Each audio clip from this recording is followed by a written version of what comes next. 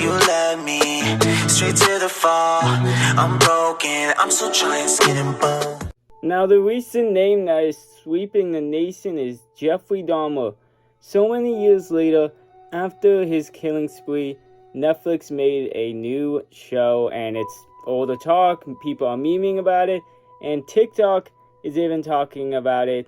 And just like Ted Bundy, they take it to a gross stance, trying to simp for him, trying to make it seem like he was the victim.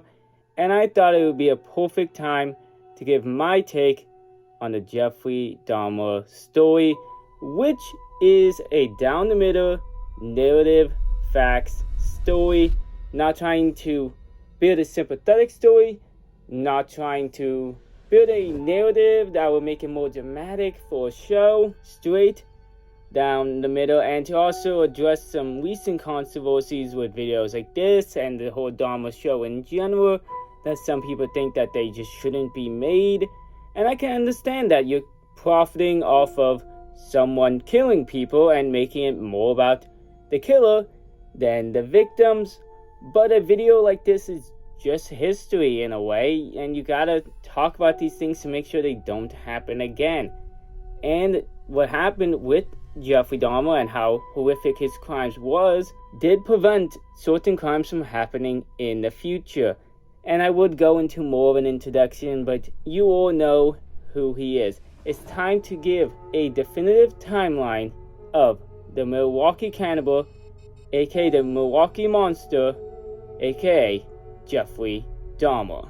I got my notes, and it says we're starting straight off in 1959, which is a few months before he was born in 1960. This is an important time because during this time period, Jeffrey Dahmer's mother was on a few different pills, mainly for sleeping. Now, these were all prescription medicine, but during this time period, a lot of medication could have impacted Jeffrey Dahmer later on. Though this was not confirmed and there is no evidence of this being a fact, it is important to point out for the story.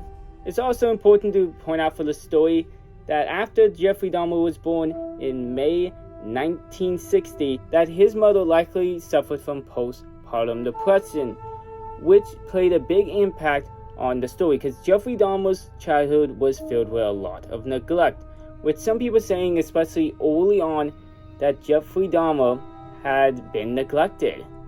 Though there is no evidence of this, and some people who knew the Dahmer family as he was growing up did say that he was often showed off, there is a fair point to say that we should look at both stories, especially where there is a lot of evidence pointing to that Jeffrey Dahmer was neglected quite often. It is also worth pointing out that at the age of 4, in what the dad thinks is a major point, that he had a hernia operation and that some of the anesthesia could have caused some brain damage, though Jeffrey Dahmer would say multiple times in interviews later on that he just thought he was born this way and he did not think there was anything with a surgery or something that kind of changed him. But there was a lot of notice that he did act a lot more different, much more calm, slowed down instead of running around, and that he was much more awkward after the surgery. Now, also throughout his childhood, his mom was battling with depression. She even OD'd, which some would say could be on purpose, though, it's kind of debating the story a little bit. The dad oftentimes was not there, which was just a fact. He was very important in his job. He just kind of focused a lot on his science job instead of caring for Dahmer, which at this time, Dahmer kind of needed to stay on a good path, especially after a surgery. And around this time in school, Jeffrey Dahmer also didn't have many friends. And growing up, he was just kind of weird and awkward, and even did some kind of strange behavior. He once gave some tadpoles to his teacher. The tadpoles would then be taken by another kid because the teacher didn't want them. Jeffrey would then follow that kid to his house and take the tadpoles, starting to show a kind of strange behavior path. This was also the age that Dahmer grew interested in dead animals. After his dad found a dead animal under the house, and seeing that Dahmer was interested, he encouraged his kid to pursue this as a hobby. Seeing that he was a scientist himself, he didn't see an issue with his kid being curious with these things. Now, of course, fast forwarding a few years to his high school years, which was much more widely covered due to one of his friends from school, or quote-unquote friends, later becoming a cartoonist that would write the book My Friend Jeffrey Dahmer, that even got adapted to a movie as well. Now, why I said quote-unquote friend, a lot of the time that they viewed Jeffrey Dahmer kind of more as like a joke, and they kind of only kept him around so he can do a Dahmer, which would be either him pretending to have a seizure or cerebral palsy or something like that, which kind of grew Jeffrey Dahmer's weird behavior that he would act erratic to get attention and get people talking to him. There is rumors around this time that Jeffrey Dahmer also attempted suicide, though I can't directly point out when that would be because there is no definitive story. Also around this time, Jeffrey Dahmer met the vice president. Technically, it depends on the story you believe. Well, a lot of people are actually saying he just got close to the vice president, but the story goes that on a class trip, he convinced some people to follow him as he snuck to go see the vice president, and they just saw him from a distance or walked up and talked to him. It really kind of depends on the story you're led to believe.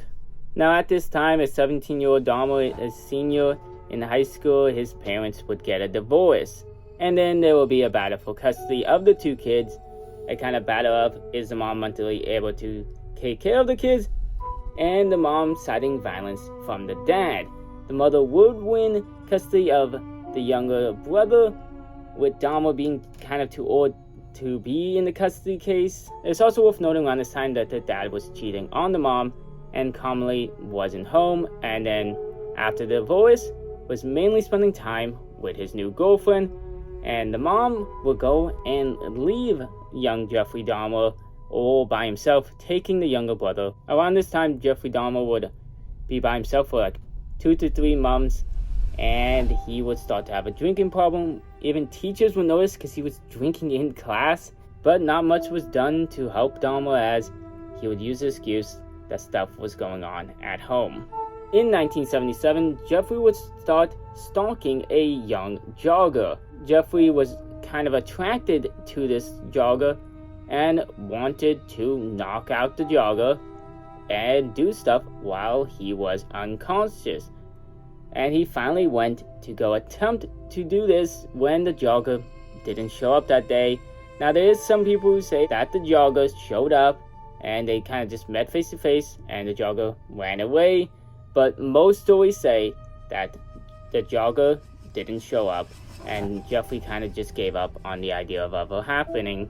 Going on to 1978, still no dad home. It's been a few months, and Dahmer would meet 18-year-old Stephen Hicks, a hitchhiker who was going to see a Pegasus concert and was trying to get there through hitchhiking, of course. I'm going to be looking more at my notes just so I can say these things more matter of fact. He would convince him to come back to his house and have a few beers, walk out a little bit, and, speaking that he found a more definitive ride, Stephen would agree to stay for just a little bit. Dahmer kind of wanted to make some advances, but started hearing Stephen talk about some goals, and he kind of knew it just wasn't going to happen. Stephen will go to try to leave. He had enough. He just wanted to go to the concert, and that's when he was attacked by Dahmer. Dahmer just didn't want him to go. He was having fun. He wasn't by himself. Stephen was sitting down in a chair. Dahmer walked up from behind and hit him with a 10-pound dumbbell twice in the back of the head. Hicks will fall unconscious, and Dahmer would strangle him to death with the dumbbell bar, and then he would strip off his clothes before exploring his body with his hands, and then proceeded to masturbate over the dead body. Dahmer will go on to hide the body with his other dead animal projects in the garage. Some would say that he would go out to try to get rid of it in a different location where he was stopped by police, noticed something was up, but saw that Dahmer was young and let him go home. Though I don't see a lot of evidence about that. Most people just say after a little bit, he will get rid of the body, cutting it up and then scattering the parts and ashes either in his backyard or in the woods behind it. Dahmer would do this so he can always have a part of Stephen Hicks around him for that time period. Dahmer will go and have more compulsions to kill, but despite being turned on by the whole ordeal, he wouldn't go to kill for another 9 years, though he was not fully out of trouble for this time period. Around this time, he would meet his dad once again, who convinced him to go into college. He will only spend a few months though at Ohio State. Some people saying he got expelled, most stories saying he dropped out after 3 months, leading his dad to send him into the army. And in 1979, Dahmer will join the army, but he had some issues due to regularly drinking and getting in trouble, with one story saying he got in trouble so bad his entire platoon got punished, which led to the entire platoon beating Jeffrey Dahmer. Now, Dahmer was no extraordinary soldier, but he will go on to try to be a combat medic. And during these few years between 1979 and 1981, Jeffrey Dahmer will commit a few small crimes. These crimes would mainly be drugging at least 2 different soldiers, being Preston Davis and a 17-year-old Billy Joe Capshaw. Not sure if I'm pronouncing that last name right. And Billy even said that he had a kit to prove that Jeffrey would do things like tie him up and rape him, but the crime just went uncared about by the army, or just simply they didn't think the evidence was true. And due to his drinking, Jeffrey Dahmer will get an honorable discharge from the military. He will go to try to live in Miami for a little bit, working with meat at a butcher shop. He would then convince his dad to go home before getting arrested for drunk and disorderly conduct, which only got him a 10-day suspended jail time. He was then sent to live with his grandmother, who he had a good relationship with. And this is unfortunately leads to more crimes that Jeffrey Dahmer commits. In 1982, his problems with alcohol would lead him to get arrested for indecent exposure in front of about 20 people, including kids. But he only got fined $50 and the cost for the court. Now, throughout 1985 to 1987, we'll see more of Jeffrey Dahmer's kind of hardcore crimes, or at least thoughts of these crimes, as his kind of idea of being on a good path kind of just didn't seem interesting to him. He did try to go to church with his grandma, but he just was mainly interested in dead bodies. Which, including during this time period that Jeffrey Dahmer wanted to dig up a dead body he saw in the paper, was just buried, of an 18-year-old boy, but the soil was too hard and he kind of just gave up. In 1985, Dahmer would begin to go to bathhouses to relax, but grew frustrated after having some sexual encounters there. Now, why would he go frustrated? Well, he got mad that these people would move. And in his own words, "I trained myself to view people as objects of pleasure instead of people." And growing frustrated with people moving, he kind of started to have ideas of drugging people once again. In 1986, he would begin giving sleeping pills and laced drinks to have them move less. He would get these pills by telling doctors he worked nights and needed to adjust his sleeping schedule. This caused the bathhouses, though, to ban him due to more and more instances of seeing him drug people. And Jeffrey Dahmer around this time will also get arrested for masturbating in front of 2 12-year-old boys and got charged with lewd and lavish behavior. He tried to pass off that he was just peeing at the lake, but did later admit to his crimes and pleaded guilty.